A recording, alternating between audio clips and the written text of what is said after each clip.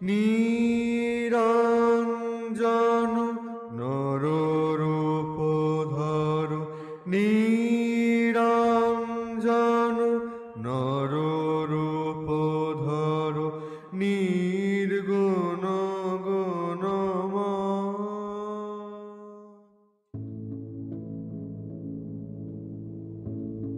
বন্ধুরা, তোমরা সবাই এসে গেছো? এবার তোমরা চুপ করে বসো, আমরা আমাদের ঝুলির থেকে গল্প বের করি। পাইরেসি দণ্ডনীয় অপরাধ। অনুগ্রহ করে পাইরেসি করবেন না, পাইরেসির সাপোর্ট করবেন না। এই গল্পের যে কোনো ধরনের পাইরেসির বিরুদ্ধে আইনত ব্যবস্থা নেওয়া হবে। এই গল্পের সকল সত্য লেখকের নিজের। ধূমপান ও মাদক সেবন স্বাস্থ্যের পক্ষে ক্ষতিকর।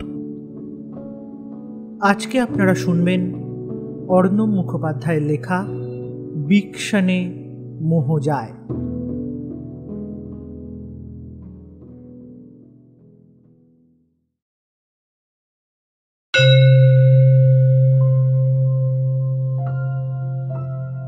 গ্রাম থেকে শহরে যাবার একমাত্র উপায় এই রেল স্টেশন।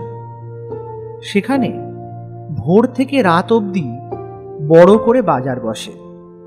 প্রত্যেক মানুষকে এই বাজারের পাশ কাটিয়ে পৌঁছাতে হয় স্টেশনে।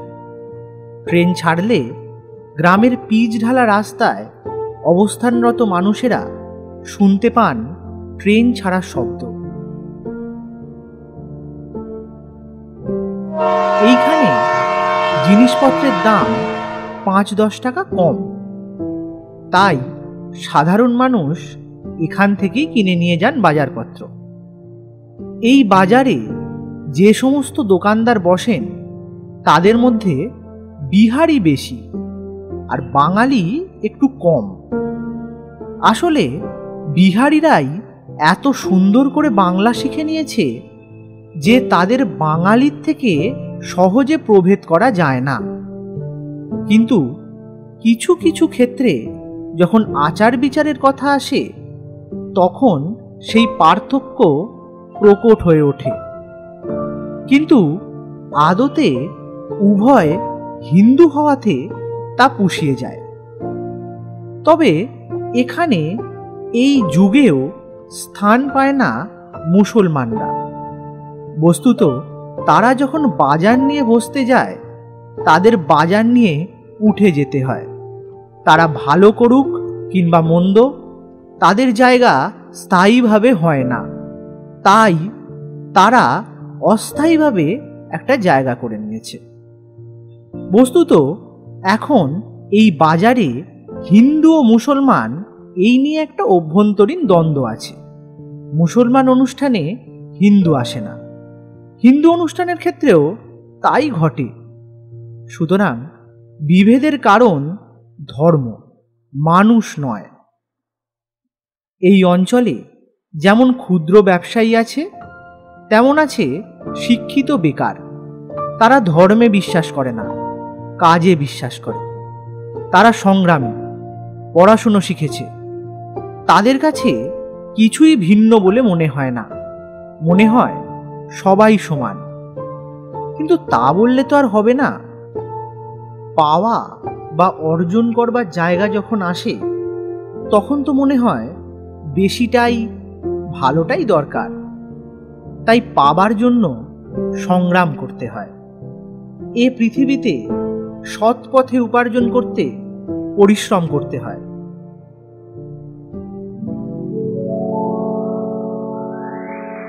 তুহিন বিএসসি পাশ করেছে, বহুদিন তাকেও সংগ্রাম করতে হয়। সে একটা নামকরা ফুড ডেলিভারি সংস্থার ডেলিভারি বয়। সে নিত্যদিন ডেলিভার করে খাবার। নিজের একটা সেকেন্ড হ্যান্ড বাইক আছে। সেই বাইকে সে খাবার ডেলিভারি করে বিভিন্ন লোকেশনে। একটা খাবার ডেলিভারি করলে হয়তো খুব জোর 20 টাকা, আর দূর হলে একটু বেশি। সে নিত্যদিন তেল ভরে এই কাজে লেগে থাকার জন্য। একটা সমস্যার মুখোমুখি তাকে নিত্যদিন করতে হয়। এই স্টেশনের মাঝে কোনো ফ্লাইওভার নেই, তাই গেট পেরিয়ে তাকে পারাপার করতে হয়।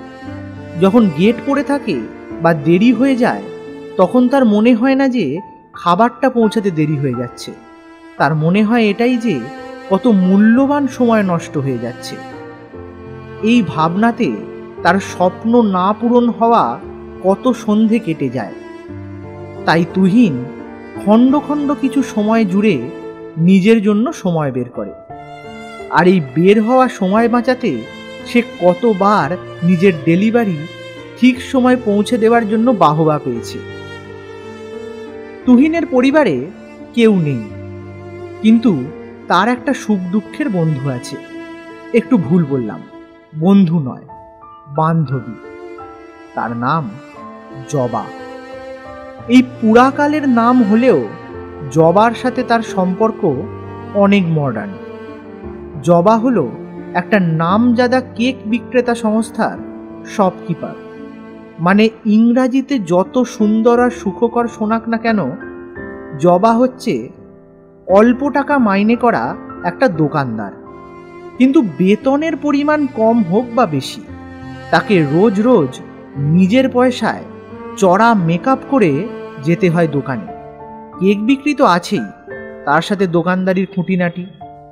কেকের সাথে প্যাটিসও বিক্রি হয়। সেগুলো সে মাইক্রো ওভেনে গরম করে যখন সার্ভ করতে যায়, মাঝে মধ্যে সেই গন্ধে মগ্ন হয়ে খেতে স্বাদ হয় জবার। কিন্তু পরক্ষণেই মনে পড়ে যায় দোকানদারের বকুনি। সত্যি, এই জেনারেশনে সাধারণ পরিবারে জবাদের মতন মেয়েরা খুব অসহায়। আরও ভালো করে বলতে গেলে জবাকে সমাজ এক কোণে ঠেলে দিয়েছে তার দারিদ্রতার জন্য। জবার সাথে তুহিনের বাড়ির দূরত্ব বেশি নয়, লাইনের এপার ওপার, কিন্তু উভয়ের কর্মস্থল একে অপরের বিপরীতে। তাই যাতায়াতের পথে দুজনের সাথে দুজনের দেখা হতো। সেই থেকেই ভালো লাগা, ভালোবাসা আর প্রেম। কাজ শেষে দুজনকেই ফিরতে হয় লাইন পেরিয়ে। লেভেল ক্রসিংয়ের ধারে একটা ছোট্ট মন্দির আছে, সেখানে একটা বড় চাতাল আছে। দেবী কালী মূল হলেও এই নাট মন্দির সদৃশ চাতালে বসে থাকে প্রেমিক প্রেমিকার দল, যেন জোড়া পায়রা। তবে পায়রার মধ্যে থেকে সহজে প্রভেদ করা যায় না, কিন্তু এদের মধ্যে প্রভেদ করা যায়। এদের মধ্যে কেউ ভিন্ন ধরনের কাপড় চোপড় পরে থাকে, আর তাছাড়াও আচরণের মধ্যেও বেশ পার্থক্য আছে। প্রেম শুরু হয় যুগল চোখ দিয়ে, আর শেষ হয় তাহা নিয়েই অন্যদের সাথে প্রতিযোগিতা করে। অর্থাৎ কেউ একজন ফুল গাছ থেকে অপর সঙ্গীকে টাটকা ফুল তুলে দিলে তাহলে অন্যদের মধ্যেও লেগে যায় একই প্রতিযোগিতা।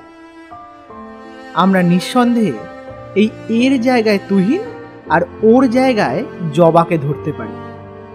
এখানে যত জোড়া প্রেমিক প্রেমিকা আসে, তার মধ্যে এই তুহিনরাই সব থেকে প্রাচীন।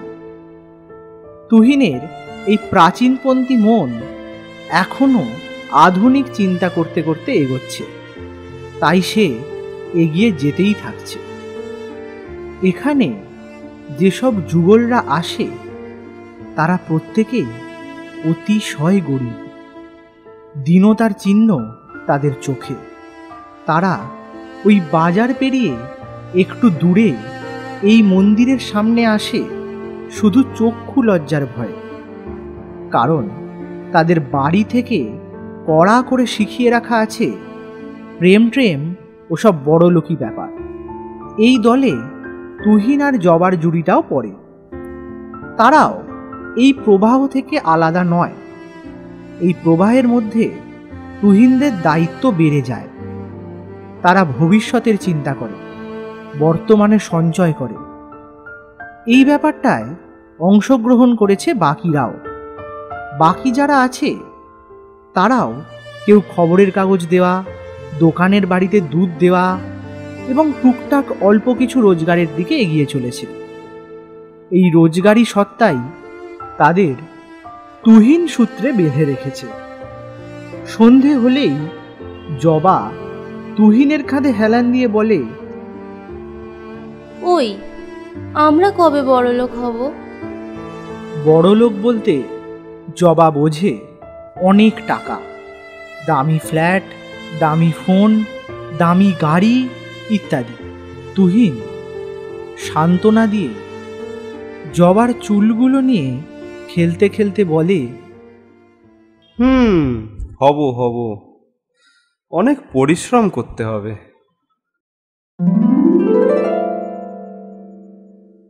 বাজারে আজ বিশেষ দিন, শনিবার। সপ্তাহান্তে এই দিনে বেশ জমজমাটি হয় বাজার। এখানে কেনাকাটার একটা ধুম পড়ে যায়। সকাল থেকেই এই ব্যাপারটা শুরু হয়। এই বাজারে সকালে একজন পুরোহিত আসেন, জোয়ান বয়স, দেখে মনে হয় অন্যদের থেকে তিনি অনেকটা আলাদা। কারণ এ যুগে অভাবের সংসারে যখন মানুষ চাল কলা বাঁধতে ব্যস্ত, তখন এই যুবা ব্রাহ্মণ তা বিলি করতে বেশি পছন্দ করেন। বয়সে আর চিন্তায় যেহেতু সবাই তাকে ছুঁতে পারে, তাই তাকে বেশিরভাগ লোক তুমি বলেই ডাকে। এই ব্রাহ্মণের নিজের সংসার নেই, তার হাতে আছে শুধুমাত্র মা। সকালবেলা ঠিক 9টা নাগাদ সে এই বাজারে আসে। এখন মডার্ন যুগ, সুতরাং এ যুগে কে সঠিক মন্ত্র উচ্চারণ করলো আর কে করলো না তা কেউ যাচাই করতে চায় না। এই যুগ গণতন্ত্রের যুগ, রাজতন্ত্র এখানে নেই। সুতরাং এখানে ধর্ম শুধুমাত্র মনের একটা বাহ্যিক আচারের রূপ পরিগ্রহ করেছে। তবুও এখনো কিছু পুরাতনপন্থী আছেন যারা এই যুবককে বেশ পছন্দ করেন। তারা নিষ্ঠা ভরে তার মন্ত্রোচ্চারণ শুনে মানসিক শান্তি পান। আবার কেউ কেউ নানান পুরাণের গল্প শুনতে চান। এইভাবে কবে যে তার ভক্তমণ্ডল তৈরি হয়ে গেছে তা সে নিজেই জানেন না। পুরোহিতের নাম সার্তকী বন্দ্যোপাধ্যায়। সার্তকী শিক্ষিত, তবুও জীবিকা নির্বাহের জন্য কেন এই পূজার্চনাকেই সে বেছে নিয়েছে তা অনেকেই জানতে চান। সে বলে তার এটা ভালো লাগে। আচ্ছা, তাই যদি ভালো লাগে তাহলে সে গরিব বাড়ি থেকে, দীনদের থেকে চাল কলা নেয় না কেন? সার্তকী বলে, অভুক্তদের আগে নিজে খাওয়া প্রয়োজন, তারপর পূজা অর্চনা করা উচিত।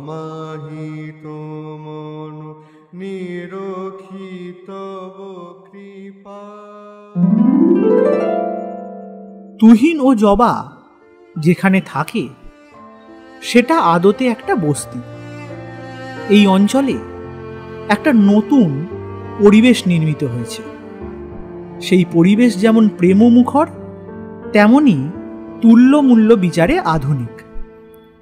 আসলে পালা বদলের জীবনে তুহিন আর জবা উভয়ই এক প্রবল সংগ্রামের মুখে পতিত।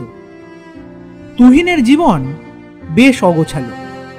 সে যত বেশি হিসেবি তত বেশি অশৌখিন। এখনকার ছেলেদের মতন তার সাজগোজের বহর নেই। জবা ছাড়াও তাকে আরও কেউ দেখতে পারে এটা সে ভাবেই না কখনো। এলোমেলো চুল, কাঁচা এবং খোঁচা খোঁচা দাড়ি। আজও জবা ওদের বস্তিতে এসে দেখল তুহিন এই সবে বেরিয়ে গেছে। তার আজ কাজে বেরোতে মন করছিল না। কেক শপে যেতে, তাই সে বাহানা দিয়ে ছুটি নিয়েছে। এই ছুটি নেবার সময় আজ সেটা তুহিনকে জানায়নি। ভেবেছিল যদি তুহিনও না কাজে বের হয় তাহলে এটা একটা সারপ্রাইজ ভিজিট হবে। মেয়েরা মায়াবী, তারা চাইলে ভদ্র ছেলেদের অভদ্র আর অভদ্র ছেলেদের ভদ্র বানাতে পারে। এ যেন তাদের মায়া। জবার নামে একটা নিষ্কাম ভাব থাকলেও আদতে জবা কিন্তু নিষ্কমনীয় নয়, তারও মায়া আছে। সেই মায়া দিয়েই জবা তুহিনকে বড় করতে চায়। নারীর ভালোবাসায় পুরুষ সিক্ত হয় যেমন, উন্নতও হয় তেমন। এই উন্নতির পাশ ঘেঁষে যেমন দিন দিন পরিশ্রমী হয়ে উঠছিল তুহিন, তাই তাকে একটু গুছিয়ে দিতে চায় জবা। সে এসেই দেখল বিছানায় তুহিনের একটা গামছা পড়ে আছে, খুবই বিশৃঙ্খলভাবে। জবার বাড়িও বস্তিতে, তার নিজের একটা ভাই আছে। সেই ভাইও এই কাজ প্রায়ই করে রাখে। তখন জবা বকাঝকা করে ওকে দিয়ে গামছাটা ঠিক করায়। কিন্তু তার জীবনসঙ্গীর বেলায় তার ব্যতিক্রম ঘটে। সে আসলে তার কোনো ভুল দেখতেই পায় না। যদি তার কোনো ভুল দেখেও তাহলে নিজের করে নেয়, সেটা অজান্তেই শুধরে দেয়। প্রেমে হয় এটা, স্নেহে নয়। স্নেহেও পুত্রকে প্রশ্রয় দেয় অভিভাবক, কিন্তু তার পিছনে শাসন থাকে। আর প্রেমে থাকে অসীম, সীমাহীন প্রশ্রয়। তবে তাই বলে জবা ধোয়া তুলসী পত্রক নয়। তারও রাগ হয় তুহিনের প্রতি। যখন কোনো মেয়ে তার তুহিনের দিকে চেয়ে থাকে, কিংবা চেয়ে থাকে তুহিন অন্য কারুর মুখে, তখন সে মনে মনে রেগে যায়। তার বহিঃপ্রকাশ হয় অভিমানে। কে এলি রে জবা? কাঁপা গলায় বলে ওঠে বস্তির ভিতরের ঘর থেকে তুহিনের মা। ইনি জানেন আর চেনেনও জবাকে, ওদের প্রেমের ব্যাপারেও জানেন। তিনি চান খুব শীঘ্রই তাদের 4 হাত এক করতে। কিন্তু একটা পাকা ছাদ তো লাগবে।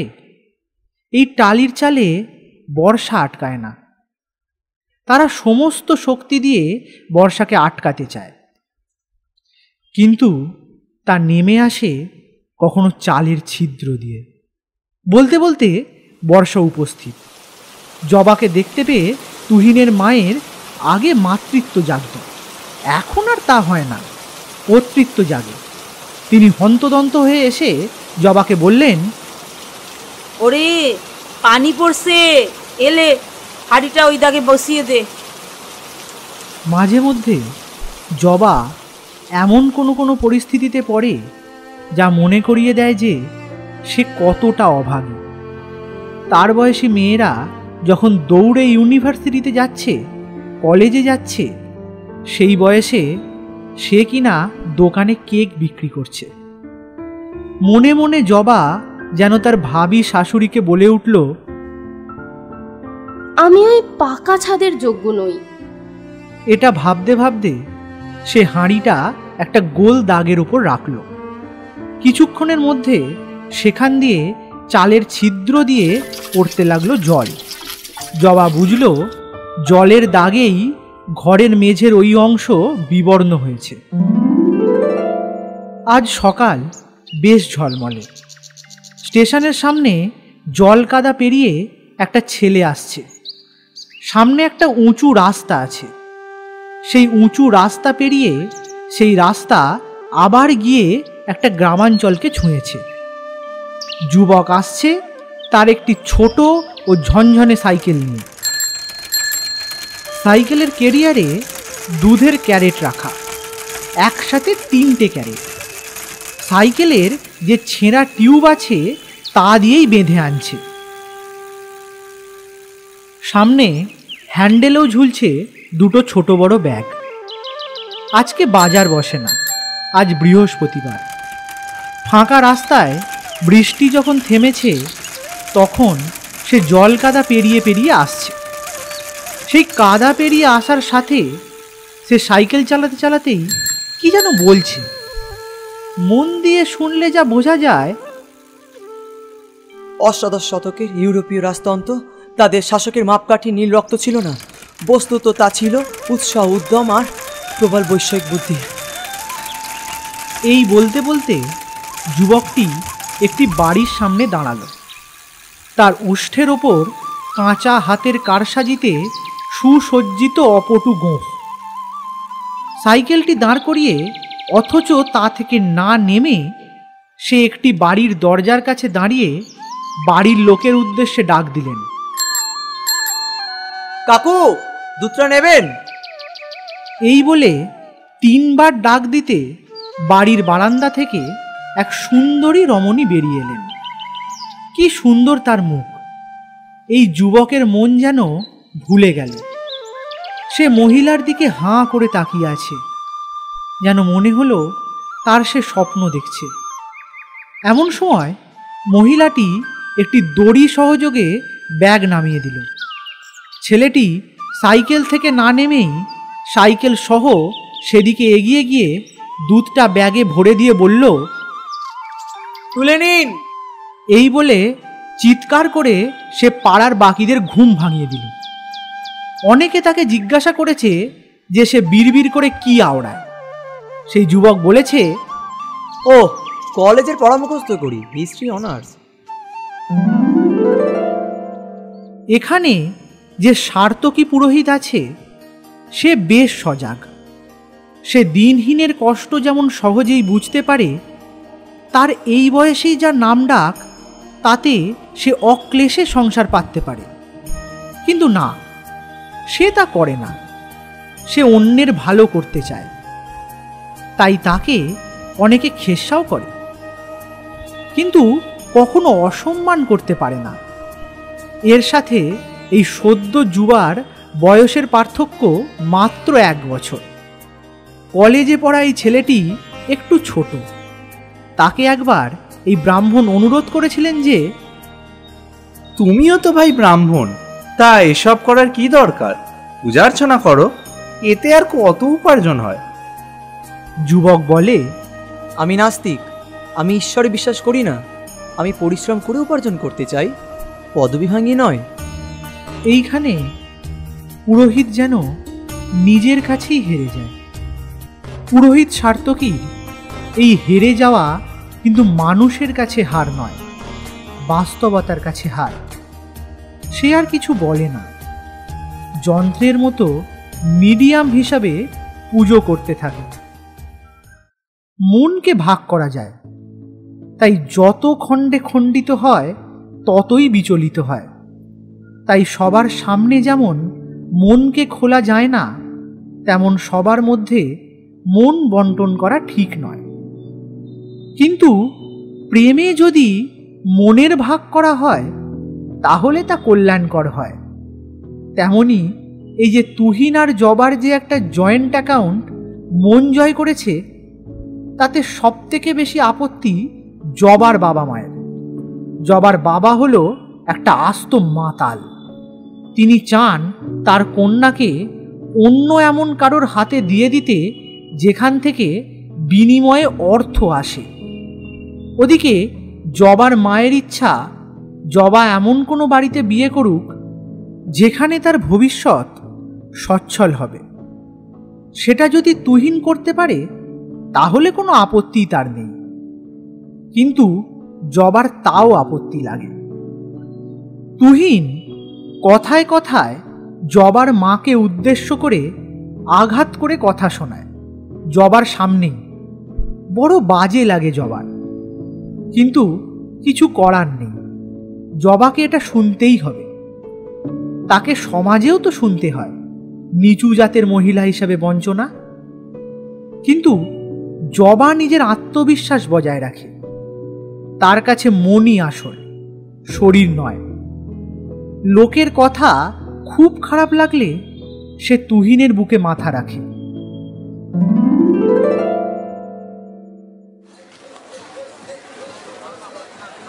এ কি, আজকে তাহলে পূজা হবে না? প্রশ্ন করলেন এক দোকানের মালিক। পূজারী বললেন, কেন হবে না মা? আজকে অম্বুবাসী তো। অম্বুবাচী তো কি হয়েছে? দেবী পূজা, মাতৃ আরাধনা। মা কি কখনো অশুচি হন? দেখো বাবা, আমি বিয়ে হবার পর থেকে দেখে আসছি সবাই এই সময় পূজা বন্ধ রাখে। দেখুন, দেবী পূজাতে কোনো আপত্তি নেই, আর আপনারা চিন্তা করছেন কেন? এ তো আর আপনাদের গৃহদেবতা নয় যে আপনাদের কোনো অনিষ্ট হওয়ার সম্ভাবনা আছে। আপনারা শান্ত হন। দাঁড়া, তোরা চুপ কর, আমি তো কথা বলছি। তুমি আমাদের থেকে উমরে বহুত ছোট আসো, এটা করোলা।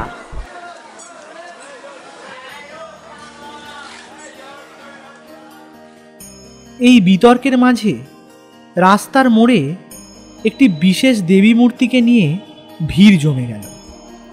কেউ কেউ বলে থাকেন তিনি জাগ্রতা, কিন্তু বিশ্বাসে দেবী বড় হলেও তার সম্মান অনেক ঋজু।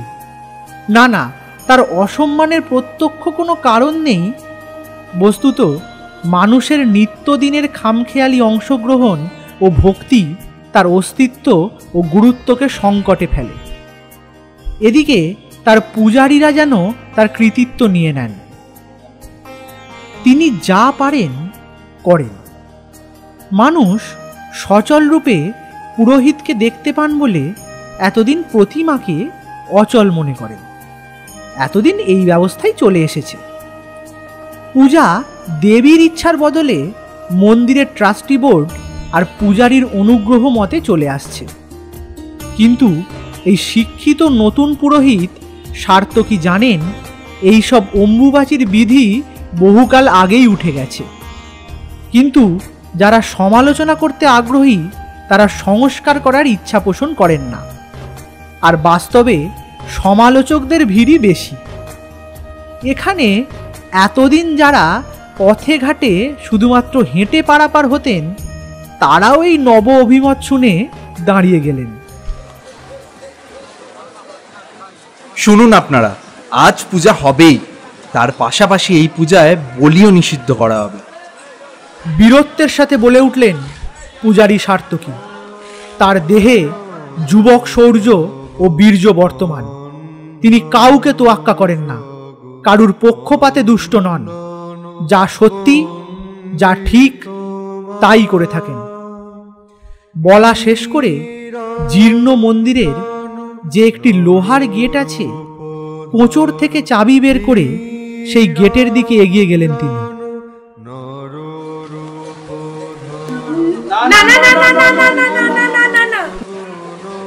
সকলে একসাথে প্রতিবাদ করে উঠল। এই বিদ্রোহ যতটা না মূর্তি পুজোর বিরুদ্ধে, তার থেকে বেশি অমঙ্গলের বিরুদ্ধে। তাদের ধারণা এই পূজারী নেহাত নতুন এবং অজ্ঞ, আর যদি আজ তিনি পূজার ঘরে প্রবেশ করেন তাহলে মহা অমঙ্গল ঘনিয়ে আসবে।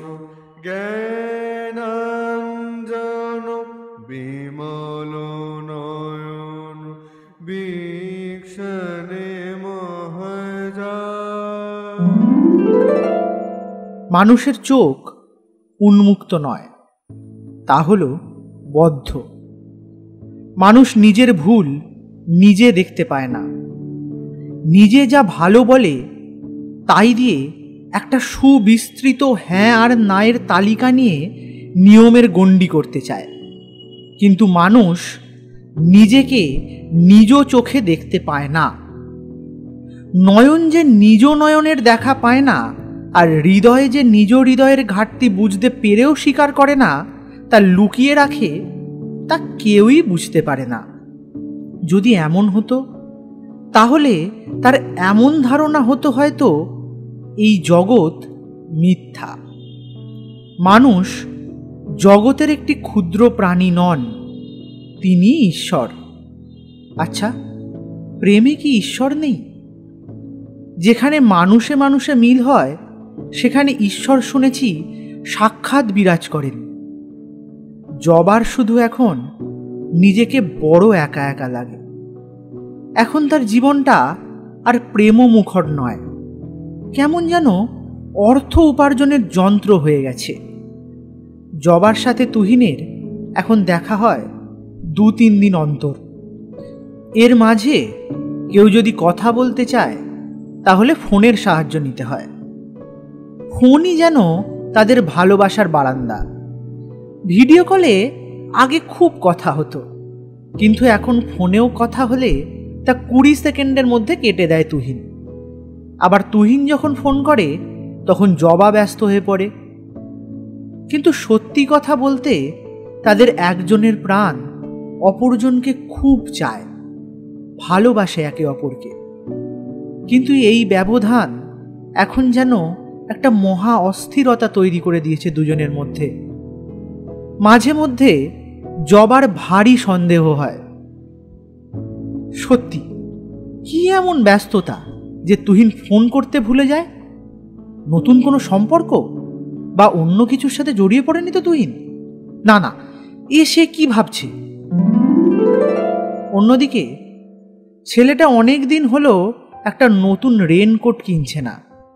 মালিককে অনেকবার বলেছে তার রেনকোটটা আছে যেটা, সেটা নিয়ে বৃষ্টি আটকায় না, কিন্তু মালিক তার কথার গুরুত্ব দেয় না।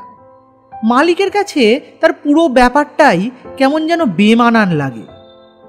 ছেলেটির ভালো নাম অর্ণেশ। উচ্চারণ করতেও পারে না তার মালিক। খোঁজ নিয়ে জেনেছে ছেলেটি বেশ ভালো, ভদ্র সভ্য বাড়ির ছেলে। কিন্তু এখন নিতান্ত হাত খরচ জোগাড় করার জন্য এই সব কাজ করছে। দুধ দেয়া কাজটার পিছনে পরিশ্রম যে আছে তা তার মালিক মনে মনে মেনে নেয়, কিন্তু তার বাড়ির থেকে তাকে যে একটা রেনকোট কিনে দিতে পারবে না তা তার দুধের আঁকড়ার মালিকের বিশ্বাস হয় না। ছেলেটা রোগা প্যাকলা হলেও তার চোখে মুখে বুদ্ধির চিহ্ন আছে, গায়ের রং ফর্সা। এসব দেখে দুগ্ধ বন্টনের অধিপতির মনে হয় না না, মনে হয় তার কৃপণতা, সে চাইলেই কিনতে পারে, আমার ওপর চাপিয়ে দিচ্ছে ইচ্ছা করে। কিন্তু সত্যিই অর্ণেশের খুব অনটন। একটা সময় ছিল যখন সে যা চাইতো তাই পেয়ে যেত, খাবারের দিক থেকেও কোনো কসুর থাকতো না। কিন্তু এখন এমন দিন এসেছে যে টাকার জন্য তাকে দোকানে দোকানে দুধ বিক্রিও করতে হচ্ছে। সত্যি অদৃষ্ট মানুষের জীবনে কত কি এনে দেয়। কিন্তু ভাগ্য যতই আমরা বলি, বাস্তব দিক থেকে দেখতে গেলে অর্থকষ্ট অদৃষ্টের জন্য যত না হয় তার থেকে বেশি হয় মানুষে মানুষের সমস্যার জন্য। মানুষের সমস্যা যদি মানুষই মিটিয়ে নেয় তাহলে উভয় পক্ষই লাভবান হয়। অর্ণেশ তাই করেছে। সে নিজে নেমেছে তার ভাগ্য বদলাতে। কে তাতে কি বলল কি বলল না তাতে তার কিচ্ছু যায় আসে না। ভারতবর্ষ হল সর্বধর্ম সমন্বয়ের দেশ। এই দেশে যেমন হিন্দু আছে তেমন আছে অন্য ধর্ম, কিন্তু তবুও কেন এখানের ছোট বড় দোকানদাররা আলাদা হয়ে দোকান দেবে? শুধুমাত্র তাদের ধর্ম অন্য বলে? না, 20 বছর আগে হলেও হয়তো তারা এটা মেনে নিত, কিন্তু এখন তাদের তা মনে হয় না। এখন তারা এটা স্পষ্ট বুঝতে পারে এই ধর্মটা আসলে একটা অছিলা মাত্র। আসলে তারা দীন, তাদের পর্যাপ্ত সঞ্চিত অর্থ অন্যদের তুলনায় কম। তাই এই ছুতোয় সমাজের শ্রেষ্ঠত্বের শিরোপা নিতে তারাই ভেদভাব করে। আমরা যে স্তরে থাকি সেটাকেই শ্রেষ্ঠ মনে করি। বিশেষত এটাই হয়তো আমাদের জীবনের সীমাবদ্ধতা। কিন্তু এই ভ্রম ভাঙে, জীবনের আঘাত এসে ভেঙে দেয়। এখানেও এই সবজি বিক্রেতাদের অহংকার ভাঙে এই পুরোহিত শ্রেণীদের হাতে। কিন্তু এই পুরোহিত সকলের থেকে আলাদা। সার্থকী কোনোদিন কারো সমালোচনা করেন না, কোনো ছুঁত মার্গ নেই তার। তার প্রতি সকলেই আকৃষ্ট হয়। তার কারণ নিজ সুন্দর স্বভাব। নিজের উন্নত শিক্ষাগত যোগ্যতার কারণে সে অনেক ভুলই দেখতে পান, কিন্তু কখনো সমালোচনা করে আর সেটাকে দুর্বল করেন না, বরং তাকে আরও উৎসাহ দেন। কিছুদিন আগে তিনি অম্বুবাচীতে টানা 4 দিন মন্দির খুলে পূজা করেছেন। সকলে যেমন তাকে নবীন হিসাবে স্নেহ করেন আর ভালোবাসেন, তেমন তার সৎ স্বভাবের জন্য তাকে ভক্তি শ্রদ্ধাও করেন। তাই সবাই মনে মনে কিছু বিরোধিতা করলেও তার এই ছেলে মানুষীকে ধর্মের আধুনিক রূপ হিসাবে মেনে নিয়েছেন। শুধু তাই নয়, অম্বুবাচী পূজার মাসেই তার একটু জ্বর এসেছিল। সার্তকীর বাড়িতে গিয়ে সবাই তার সুচিকিৎসার ব্যবস্থা করে দিয়ে এসেছিলেন। কিন্তু অর্ণেশ ছেলেটির কিছুতেই ঈশ্বরে বিশ্বাস আসে না। তার প্রতিবাদী মন শুধু বিদ্রোহ করে এই বলে স্বামী বিবেকানন্দ নাস্তিক ছিলেন যখন তিনি নরেন্দ্রনাথ দত্ত ছিলেন। অর্ণেশ ইতিহাসের ছাত্র, তাই সে প্রতিবাদের সুরে বলে, যদি তার এই অভাগা জীবনে ঈশ্বর এসে সাহায্য করে তাহলে সে নিশ্চয়ই তাকে বিশ্বাস করবেন। অর্ণেশের আইডল তাই বিবেকানন্দ। সে মূর্তি পুজোর থেকে নরনারায়ণের পূজাতে বেশি বিশ্বাসী। কিন্তু এই নতুন পুরোহিতের সাথে তার মতের অনেক মিল থেকে যায় কোত্থেকে। অর্ণেশের তরুণ তাজা মন যা করতে চায় তা যেন ওই সমবয়স্ক পুরোহিতের সাথে মিলে যায়। একদিন অর্ণেশ এই জীর্ণ মন্দিরের পাশ ঘেঁষে যাচ্ছিল। যেতে যেতে তার পিছনের কেরিয়ারে বাঁধা দুধের কেট থেকে 2 প্যাকেট দুধ বাজে রাস্তার জন্য চলকে পড়ে যায় আর পরে একদম মন্দিরের সিঁড়ির সামনে। অন্য সময় হলে অর্ণেশ সেটা ঝট করে তুলে নিত, কিন্তু ও দেখল সাইকেলের শব্দ শুনে পুরোহিত বেরিয়ে এসেছেন। দুধ দুখানি পড়ে আছে তার পায়ের সামনে। পূজারী সার্তকী দুধ দুটি তুলে দিতে যাচ্ছেন। অর্ণেশ সেই দুখানি দুধ নিল না। রেখে দাও বলে চলে গেল সাইকেল নিয়ে। অনেক দিন পর পুরোহিতকে তার বয়সের থেকে কম বয়সী কেউ তুমি বলে ডাকলো। না হলে অন্য সময় তো বয়সে বড়রাও সশ্রদ্ধায় আপনি বলে সম্বোধন করেন। তার যুবক মন এটার সঙ্গ দিতে চায় না। একটা ছড়া আছে, ভালোবাসা ভালোবাসে ভালো যে বাসে, ভালোবেসে ভালোবাসায় বেঁধে যে রাখে। কিন্তু জবা এখন আর তা পারছে না। তুহিনের সাথে অনেক দিন দেখা হয়নি তার। ফোনে ফোনে আর কতটুকু কথা হয়? ফোন করলেই সে একটা কথাই বলে, আর একটু, আর যদি 200টা ডেলিভারি শেষ করতে পারি তাহলে গোল্ডেন ব্যাচ পাবো, মাইনে সিস্টেম হয়ে যাবে, পার্মানেন্ট হয়ে যাব। সত্যি মানুষের ভাবনা বড়ই অস্থির। যে কিনা একদিন ভালো ব্যবসা করতে চাইতো, বড়লোক হতে চাইতো, সে চাকরির মায়ায় আবদ্ধ হয়ে যাচ্ছে। আর তার ভাবী অর্ধাঙ্গিনী জবা উতলা হয়ে ওঠে। তার খালি সন্দেহ জাগে সে অন্য কারোর সাথে প্রেম করছে না তো। এই উদ্বেগ কাটাতে সেই গ্রাম্য প্রেমের শ্রীক্ষেত্র পরিদর্শন করতে চলে যায় সে। সেখানে গিয়ে জবা একদিকে নিশ্চিন্ত হয় ঠিকই, কিন্তু তার সঙ্গেই আরও মন খারাপের দুনিয়ায় প্রবেশ করে। একদিন এখানেই তো তারা প্রেম করেছিল, তাই নয় কি? সেখানে আজ কত নতুন শাড়ি দেওয়া প্রেমিক প্রেমিকার দল এসে জুটেছে। একসময় যখন তারা এখানে আসতো তখন সবাই সবাইকে চিনত বটে, কিন্তু এখন দিন বদলেছে। তাই সেই বদলের ফলে আগ্রহ কমেছে একে অপরের প্রতি। তবে সৌভাগ্যবশত জবা আর তুহিন যেখানে প্রেম করতে বসতো সেই অংশটা একদম ফাঁকাই ছিল। সেখানে গিয়ে বসলো জবা। স্মৃতিচারণায় মত্ত হলো তার মন। শেষ দিকটায় এখানে কয়েকজন কচিকাঁচা ঝালমুড়ি বিক্রি করতে আসতো। তারা সকলেই সকলের সাথে কি আসতে পারে তা অনুমান করে নিতে পারত। জবা এসে এখানে একা বসে আছে এই দেখে একজন ঝালমুড়ি নিয়ে এসে প্রশ্ন করল, কি গো দিদি, তুমি আজ একা?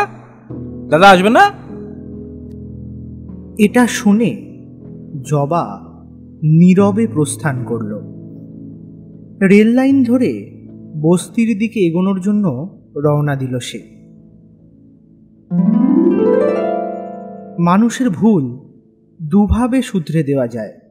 এক, তাকে পায়ে বেড়ি দিয়ে রেখে তাকে গালমন্দ ও প্রহার করে, আর দ্বিতীয়, তাকে সম্মানে সম্মানিত করে। কিন্তু আমরা তা করি না। সাধারণত আমরা মানুষকে কুকুর বলে গালি দিই, কিন্তু পূর্ণ মানুষকে যদি আমরা মানুষ হিসাবে জানিয়ে তার মনুষ্যত্ব জাগিয়ে দিতে পারি, তার যা কিছু কমতি খামতি আছে সবটুকু বিধে বিধে না বলে তার চোখে তুলে ধরতে পারি, তাহলে গুণসম্পন্ন মানুষ শুধরে যায়। অর্ণেশ ঈশ্বরে বিশ্বাস করে না ঠিকই, কিন্তু এই নূতন পুরোহিতকে সে খুব পছন্দ করে। তার যে একটা আধুনিক চিন্তাভাবনা আছে তা অর্ণেশকে বড় প্রভাবিত করে। একবার পুরোহিত সার্থকী জানতে চেয়েছিলেন ওর কাছ থেকে, কলেজ শেষ হলে কি করতে ইচ্ছা হয়? যুবক বয়সী অর্ণেশ যেন কেমন মন মরা হয়ে যায় তখন। কষ্টের সাথে বুকের ভিতরে যে স্বপ্নগুলোকে চাপা দিয়ে রেখেছে সে, সেগুলো হাতড়াতে থাকে, কিন্তু সহজে কোনো কিছুর বহিঃপ্রকাশ হয় না। কারণ একবার তার মনে হয় সে হয়তো পুরোহিত, তার সমস্যা বুঝবে, কিন্তু পরক্ষণেই সে ভাবে কি হবে এসব বলে। এ নিতান্ত সাধারণ একজন, তার পক্ষে সাধারণ মানুষের জীবনের জটিলতা বোঝা সম্ভব নয়। তাই পুরোহিত অর্ণেশের মানসিক অস্থিরতার ভাবটাকে কাটানোর জন্য একটা মাঝামাঝি পন্থা বেছে নেন। তাতে না মরে সাপ, না ভাঙে লাঠি। এই না ভাঙা লাঠির সঙ্গে কিন্তু অর্ণেশের নাস্তিক থেকে আস্তিক করানোর কোনো প্রক্রিয়া নেই, কিংবা উদ্দেশ্য প্রণোদিতভাবে পুরোহিত সেই কাজ করেনও না। তার চিন্তাভাবনা সকলের থেকে ভিন্ন। তিনি অর্ণেশকে বললেন, জানো অর্ণেশ, এই যে ধর্ম আছে এটাকে ঠিকভাবে ব্যবহার কেউ করে না, কেউ বোঝেও না। সবাই এর ভুল বিশ্লেষণ করে, তার ফলে নানা সমস্যার সৃষ্টি হয়। বিশ্লেষণের ভুল থেকেই মানুষের মনে ভ্রম তৈরি হয়। অর্ণেশ বলে, সে জানি না দাদা, তবে দেখো বাজারে এই যুগেও হিন্দু মুসলিম একসাথে বসতে পারে না। এ আবার কেমন সংস্কার? কোন ধর্ম এমন কথা বলে? কেন বলে? সার্থকী বলেন, ধর্ম বলেনি, ধর্ম যাজকেরাও অতটা বলেনি। বলেছে আর করেছে কিছু মূর্তি পূজার ব্যবসায়ী, যারা অর্থের দরে ঈশ্বরকে মেধে দিয়েছে। আর এই দর কষাকষিতেই মানুষ আজ ঈশ্বর বিমুখ হয়ে উঠেছে। অর্ণেশের প্রতিবাদ কিন্তু থামে না। আচ্ছা সত্যি কথা বলুন তো, এই সবের আদেও কি প্রয়োজন আছে? এই মূর্তি, এই রকমারিত্বের? পুরোহিত প্রসন্ন বদনে বলেন, কোনো দরকার নেই। কি জন্য দরকার? কিন্তু এখনো এমন অনেক জীর্ণ কুটির আছে। আগেকার দিনে জীর্ণতা বলতে বোঝাতো ভাঙা ঘরবাড়ি ও বসবাসের অনুপযুক্ত স্থানকে, কিন্তু এখন সেই সংজ্ঞা বদলেছে। এখন জীর্ণতা বলতে বোঝায় একাকিত্ব। আর এই ধরনের জীর্ণতায় ঈশ্বরই তো আনন্দ স্বরূপ। যার কেউ নেই তার তো ঈশ্বর আছে। হ্যাঁ, ভিন্ন জাতির মানুষ বলে আজ হয়তো বাজারের মুসলমানরা স্থান পাচ্ছে না অন্যদের সাথে বসতে। এতে তাদের যাত্রাভিমান যেমন ক্ষুণ্ণ হচ্ছে, তেমন হারাচ্ছে সৌভাতৃত্ববোধ। এখন আমাদের উচিত হবে তাদের বঞ্চিত না করে নিজের সাথে রাখা। এজন্য তাদের সমাজের সাথে রাখা ও তার পাশাপাশি শিক্ষাদানে আমাদের কর্তব্য হওয়া উচিত, তাই না? এই বলে পুরোহিত অর্ণেশের হাতে কিছু প্রসাদ দিয়ে দেবী মন্দিরের গর্ভগৃহের উদ্দেশ্যে যাত্রা করলেন। অর্ণেশের হুঁশ ফিরল। সন্ধ্যা হয়েছে, তাকেও বাড়ি যেতে হবে। পুরোহিত মন্দিরের ভিতর থেকে বললেন, শঙ্খ বাজানো হলে তবে যেন সে যায়। কিছুক্ষণের মধ্যেই শঙ্খ বাদিত হলো।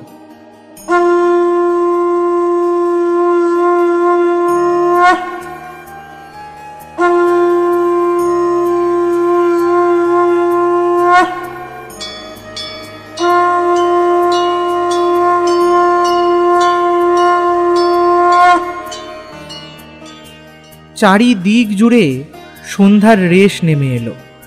এক অপরূপা কালী মূর্তিকে উদ্দেশ্য করে আরতির পঞ্চপ্রদীপ ও ঘণ্টার ধ্বনি বেজে উঠল।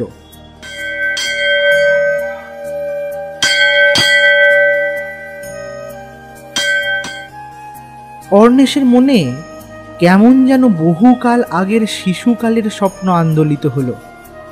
সেই অর্ণেশকে তার অভিভাবকরা শিশুকালে রথের মেলার থেকে মাটির কালী মূর্তি ইত্যাদি এনে দিত।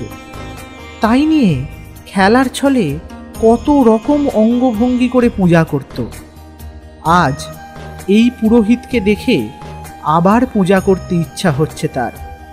পঞ্চপ্রদীপ যখন দেবী মূর্তির চক্ষু অংশে আন্দোলিত হচ্ছিল, তখন বেশ সুন্দরভাবে সুশোভিত হলো যেন দেবীর ত্রিনয়ন। সেই দৃশ্য কেমন যেন সোয়াস্তির অবস্থা গড়ে দিল। কিন্তু এর মধ্যেই হঠাৎ তার মনে হলো যে সময় কেটে যাচ্ছে, বাড়ি ফিরতে হবে। সে ঘুরে দেখল তার হাতের ঘড়ি বলছে তার 70 ফেরা দরকার। শেষবার যখন তার কঠিন ও শুষ্ক মন দিয়ে একবার বীক্ষণ করল দেবী মূর্তি, সত্যি যেন বীক্ষণে মোহ দূর হয়ে গেল। এই অবস্থায় এসে তার কলেজের বইয়ের পড়ার একটা অংশ মনে পড়ল। এই পৃথিবীর শেষ গাছটিও যখন কেটে ফেলা হবে, শেষ মাছটি খেয়ে ফেলা হবে, শেষ জলধারাও বিভক্ত হবে, তখন কি আর অবশিষ্ট থাকবে? কি থাকবে তার উত্তর সে এতদিন পায়নি। এতদিন বাদে সে রাস্তায় একটা বাঁক দেখতে পেল, যেখানে গিয়ে সে খুঁজতে পারবে এই প্রশ্নের উত্তর। যাক, সে তার জং ধরা সাইকেলটা নিয়ে লাইন পার করে এগিয়ে আসতে থাকলো। সাধারণত সাইকেল লাইন থেকে কোল পাঁজা করে তুলে নিতে হয়, তা বেশ পরিশ্রমসাধ্য প্রক্রিয়া। অর্ণেশ তাই করতে লাগলো। কিন্তু ও লাইনের ওপারটায় অমন ভিড় জমেছে কেন? এই স্টেশন যেহেতু দূরত্ব ঘোচায়, তাই এই স্টেশন থেকে অনেক জায়গার রেল সংযোগ আছে। তাই এটি একটি জংশন স্টেশন। জংশন থাকলে অনেকগুলো লাইন থাকে, তার ফলে লাইনের প্রত্যেক লাইনের সারির যোগফল প্রশস্ত করে দৈর্ঘ্যে। অর্ণেশ খোঁজ নিয়ে জানল এইখানেই 24-25 বছরের একটি যুবতীর দেহ উদ্ধার হয়েছে।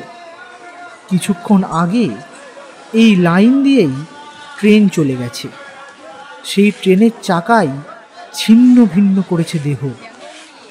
অর্ণেশ ভালো করে দেখল, ট্রেনের ধাক্কায় ছিটকে পড়েছে যুবতীর দেহের অংশ।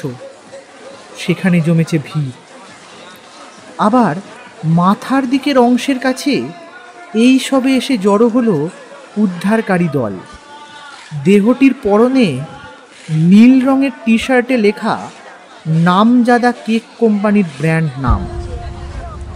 সেই নাম দেখেই সেই সংস্থার এক সহকর্মী এসে চিহ্নিত করেছে তার নাম, জবা।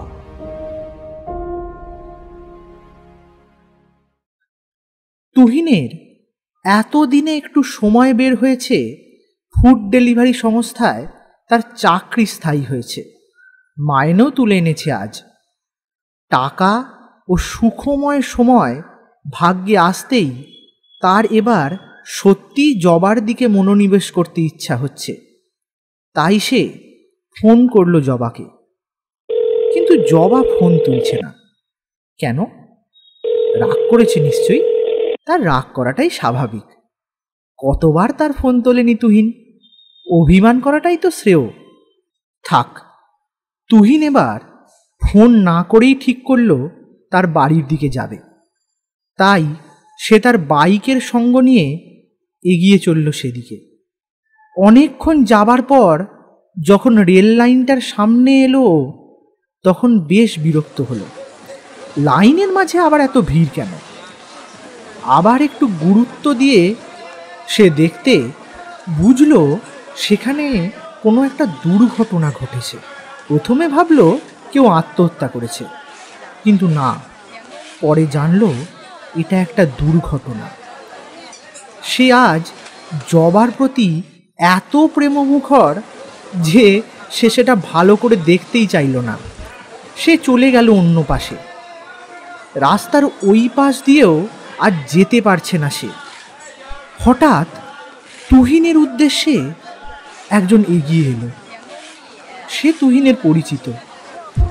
সে কাঁদতে কাঁদতে তুহিনকে বলে উঠল, কি রে ভাই, তুই শুনিসনি? তুই শুনিসনি? তুহিন কিছুই বুঝতে পারল না, কিন্তু তার পরিচিতের কান্না মুখরিত মুখ তার মনে ব্যথার সঞ্চার করল। কিন্তু তুহিন ইঙ্গিত বুঝল না। কিন্তু কিছুক্ষণ বাদে কেঁদে উঠল তুহিন। সে আদতে মাটির উপর হাঁটু গেড়ে বসে পড়ল। অর্ণেশ এই ব্যাপারটা দেখে অনেক আগেই দাঁড়িয়ে গিয়েছিল, উপক্রম করছিল স্থান পরিত্যাগের। কিন্তু লাইনের ভিড়ের মাঝখানে বিচ্ছিন্নভাবে তার পরিচিত মুখ তুহিনকে ভেঙে পড়তে দেখে সে সেদিকে এগিয়ে গেল। কি হয়েছে তুহিনদা? তুহিন আসলে এই অর্ণেশের থেকে বয়সে বড় হলেও একসময় তারা একই সরকারি স্কুলে পড়ত। অর্ণেশের মুখে এই প্রশ্ন শুনলেও তুহিন উত্তর দিতে পারল না। আসলে তার এখন পা থেকে মাটি সরে যাবার জোগাড়। তার মাথা কেমন ভোঁ ভোঁ করছে, মাথা ভারী হয়ে আসছে, হাত পা যেন বলহীন হয়ে যাচ্ছে। তুহিনের বুক ফেটে যাচ্ছে। সে আর কোনো উত্তর করতে পারছে না। তার বারবার মনে হচ্ছে যে অর্ণেশকে তার দুঃখের কথা বলে, জবা নেই। সেই জবা যে জীবিত থাকা অবস্থায়, হয়তো রেলের চাকায় দেহখণ্ডিত অবস্থাতেও তারই অপেক্ষা করছিল। কিন্তু সে কিসের জন্য এত নিষ্ঠুর হয়ে গিয়েছিল? টাকার জন্য? কিন্তু এই পাহাড় প্রমাণ দুঃখ তাকে কাঁদিয়েই যাচ্ছে, এসবের কিছু প্রকাশ করতে দিচ্ছে না। তুহিন মানসিক যন্ত্রণায় রেল লাইনের ওপরেই তার মাথা ঠুকতে থাকে। অর্ণেশ তার দুঃখ অনুমান করল। সে তার হবু পত্নী তা না বুঝলেও অপঘাতে মৃত মেয়েটি তার যে খুব কাছের মানুষ সে সেটা বুঝতে পারল। তাই অর্ণেশেরও বুক কেঁপে উঠে চোখে জল এসে গেল। সে তুহিনদার মাথা তুলে নিল তার বুকে। এই শান্তি অর্ণেশ এর আগে কোনো দিন অনুভব করেনি। একটা প্রশান্তি যেন তার হৃদয়ে ঝিলিক খেয়ে গেল।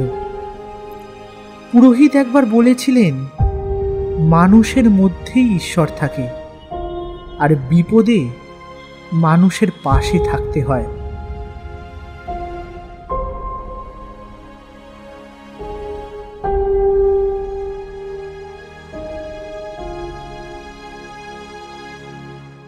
তিন দিন পর জবার পারলৌকিক ক্রিয়া অনুষ্ঠিত হচ্ছে। সেটা অনুষ্ঠিত হলেও তা আনুষ্ঠানিক নয়। বস্তুত তাতে শান্তির কথা বলা হচ্ছে ঠিকই, সেখানে নিস্তব্ধতা আছে ঠিকই, কিন্তু সেই শান্তি শ্মশানের শান্তি। কিন্তু আজ একটা নতুন ঘটনা সংযোজিত হয়েছে। পুরোহিতের ভূমিকা পালন করছে অর্ণেশ। আসলে ট্রেনে কাটা পড়া যেহেতু অপঘাতের পর্যায়ে পড়ে, তাই কোনো পুরোহিত কিছু সুনির্দিষ্ট কারণে তা সম্পাদন করতে চাননি। অর্ণেশ ব্রাহ্মণ, পরের উপকার করা তার রক্তে, তাই সে সমাজের সব বাঁধন ছিন্ন করে মানুষকে সাহায্য করার জন্য সামাজিকতার গুরুদায়িত্ব নিজ হাতে তুলে নিয়েছে। পরের দিন এই সংবাদ মন্দিরের পুরোহিতের কাছে পৌঁছতে সে প্রশ্ন করল অর্ণেশকে, কি তাহলে এবারে তুমি আস্তিক হলে তো? অর্ণেশ উত্তরে বলেছিল, সে জানি না গো দাদা, তবে মানুষের জন্য যদি কিছু করতে হয়, তার বিপদে পাশে দাঁড়াতে হয়, তাহলে আমি সব কিছু করতে প্রস্তুত।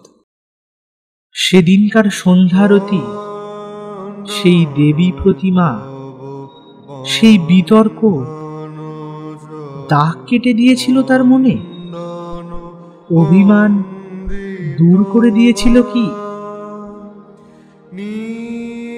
সেই দেবী মূর্তির সাক্ষাৎ কি মোহ দূর করেছিল তার? বিক্ষণে মোহ যায়।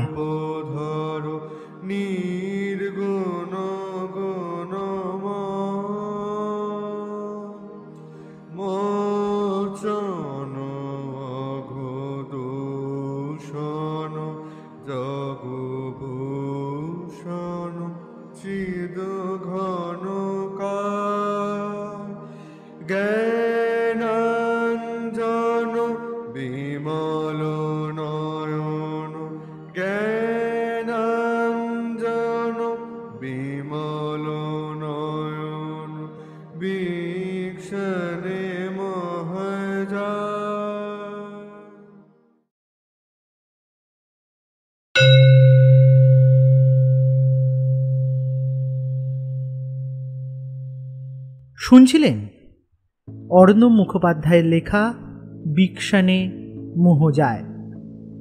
গল্প পাঠে সরজিৎ ঘোষ, জবার চরিত্রে পাখি নন্দী, তুহিনের চরিত্রে অভিক জেঠি, সার্তকীর চরিত্রে সাত্তকী ঘোষ, তুহিনের মায়ের চরিত্রে পিয়ালি ঘোষ সেন, অর্ণেশের চরিত্রে বিক্রম দাস এবং অন্যান্য চরিত্রে পিয়ালি ঘোষ সেন, অর্ণব মুখোপাধ্যায়, অভিক জেঠি এবং ঐশানী ঘোষ। আবহ সঙ্গীতে হিমাদ্রি পাল। গল্পটি যদি আপনাদের ভালো লেগে থাকে তাহলে চ্যানেলটিকে অবশ্যই সাবস্ক্রাইব করবেন। এই রকম আরও অনেক গল্প নিয়ে আমরা আসতে চলেছি খুব শীঘ্রই। আমাদের এই প্রচেষ্টা যদি আপনাদের ভালো লেগে থাকে তাহলে আমাদের এই গল্পটি শেয়ার করার মাধ্যমে অন্যদের সবাইকে শোনার সুযোগ করে দিন এবং লাইক ও কমেন্ট করতেও ভুলবেন না।